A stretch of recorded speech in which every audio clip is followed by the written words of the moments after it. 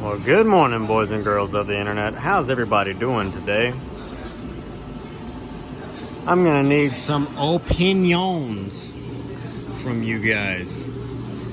So what I've got right here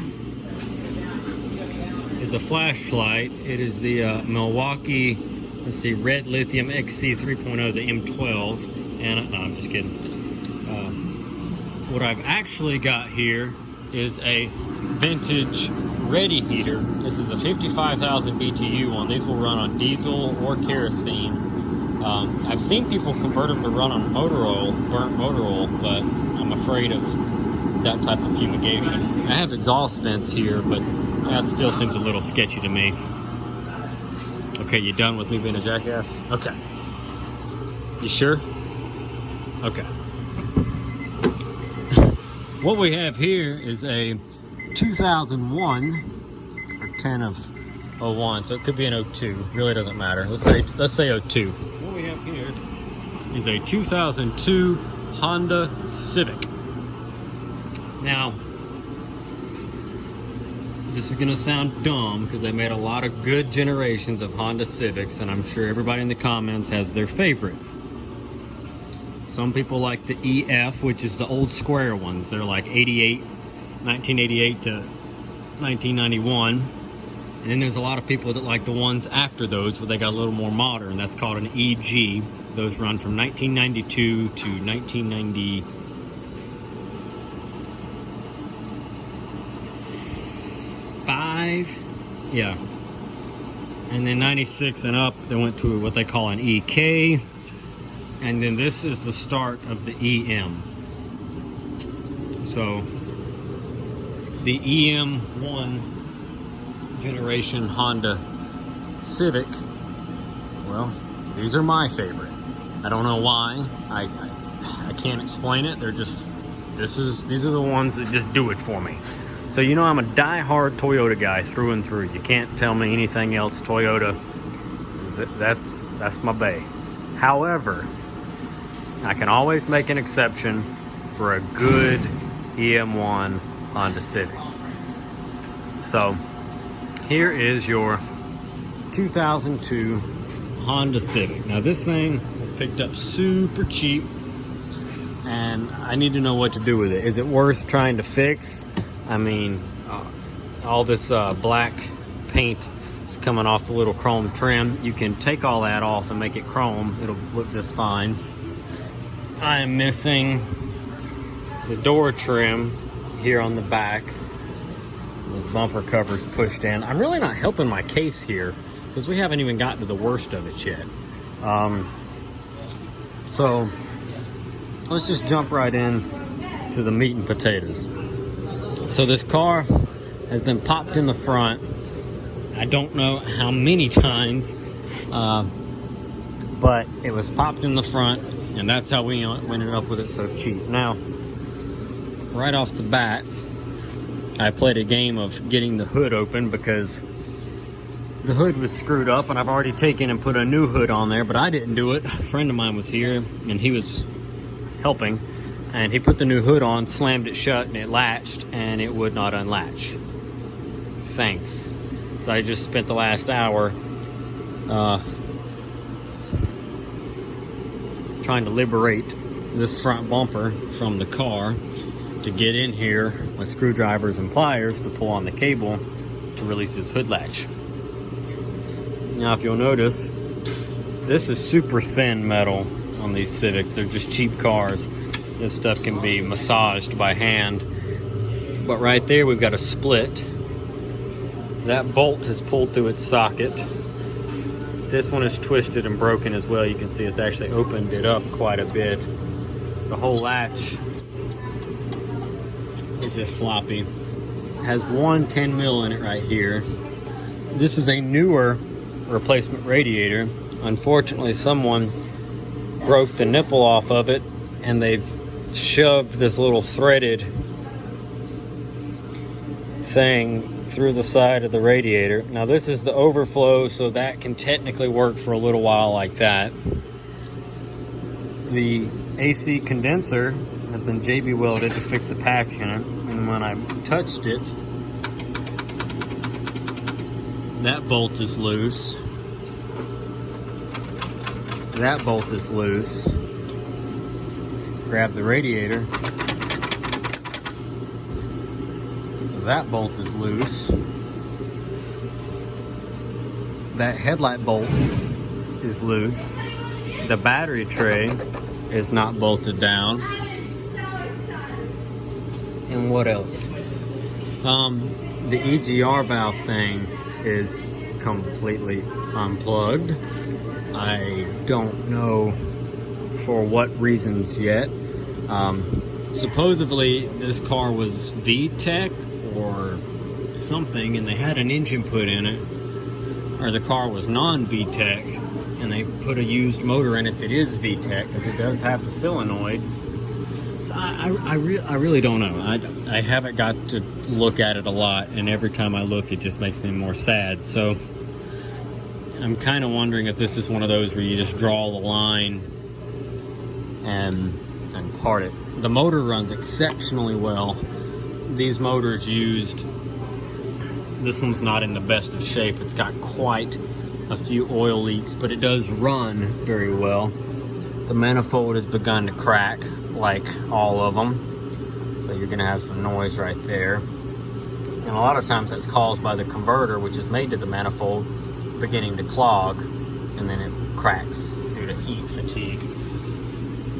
But the motor could probably go for $400. The transmissions, the automatics, depending on which one you get. Some of them are good, some of them are bad. You have North American built, you have Canadian manufactured, and you have Japan. And depending on which transmission you have, depends on how strong it's built. Of course, the Japanese transmission seems to be the best. And if you look online, everyone will tell you, if you've got a North American built car with a North American built transmission, then they say you have to put a North American built transmission back in it for it to work. That is incorrect. I have put together dozens upon dozens of these Civics from auctions and just private sales that I picked up cheap to flip, and that is not the case. I'm sure maybe there's some stipulation in there somewhere. I have not yet found one. I can buy a Japanese built car and put a North American transmission in it and they drive just fine. Same vice versa, including the Canada models. They say that the computers are different and stuff like that. I changed the speed sensor and the shift solenoids when swapping them around. I use the stuff from the old car if they're still good. If not, I buy new for the style of transmission that was in the car. And usually, as long as you swap the speed sensor and and your shift solenoids, they seem to work, I mean, just exceptionally well. So I don't know what the deal is supposedly with that, but I'm sure you can tell me in the comments why I'm wrong, and that there's no possible way that I've ever done that, even though I've done like a lot. Because I've got a good junkyard over here in town that'll sell me the transmissions for about $75 a piece if I pull them, but they're as is. So I go over there and they might have one of these that's a two-door that's been hit in the side with low miles on it. I'll pull the transmission, and whatever I get, I get. If it's North American, I get North American. If it's Japan, I get Japan. If it's Canada, I get Canada. It doesn't matter. So they all seem to work and interchange just fine. I've never had one not plug and play. I have seen them with different motor mounts, but you can swap them because the plates on the transmissions are the same. But I need to know what to do. You could cut the front core and radiator support off the car and weld a new one in. The metal down through here does not look fatigued or damaged in the support, so technically speaking, you could cut it at frame rail and frame rail and then just weld in a new top. That's something else you could do. So I'm really torn because most definitely this is gonna have to be fixed one way or another, whether I go in here and just weld some washers in there to make it look or make it functional. One way or another, something's gonna have to be done. And then all these loose bolts over here on the engine mount, the aluminum mount that the motor is held up by, they stripped out the studs that go in there, and they've got one kind of half-ass holding it in, but they used a socket as a spacer to hold the engine up, and that is some engineering at its finest. I can't say I've seen that much modification before. They were really wanting this thing to work. The problem is the motor isn't sitting flush on the perch. There's a gap right there where the shadow of my finger is, so the motor's sitting low on this side, and because of that, the AC compressor is actually sitting on the K-frame, literally. And so when you put the engine in reverse and you hit the gas, it torques up and it digs the compressor down into the frame rail and makes a horrendous noise. So that's gonna have to be fixed. That's not too big a job. It's just a pain in the butt to get all the timing covers off and get everything out of here to replace the 2 perch pedestals. And then the front bumper is torn. It was torn when I got it. I didn't make it any worse taking it off aggressively, you know. But it's gonna need a bumper. The hood is silver, the car is white.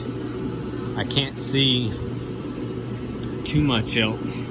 It's just a lot of stuff right here in the front. So, and then we'll open the door up.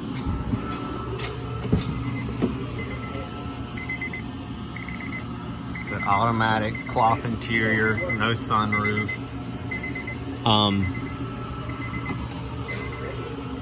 This thing does have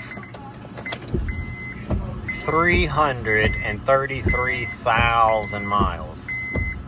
Yeah, 333,000 miles. Meaning that there's not a lot of profit margin left with that kind of miles in this kind of shape.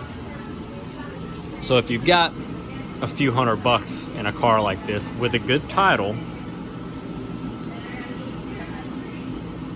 do you part it out or do you want to put it back together? That's a decision I'm currently trying to figure out in my mind right now. I couldn't even in good faith dump this at the auction because it is just so rough. It needs so many little things. Even if I sent it through with no reserve, I bet you it wouldn't bring $250 at best. This would be a great parts car if somebody needed a motor. When you pulled it, you could put new gaskets and seals. I mean, valve cover, and I think the cam seal and stuff is leaking, and oil pressure sensor switch I think is leaking. You could change all that easily with the motor out of the car, and then the transmission shift's wonderful, so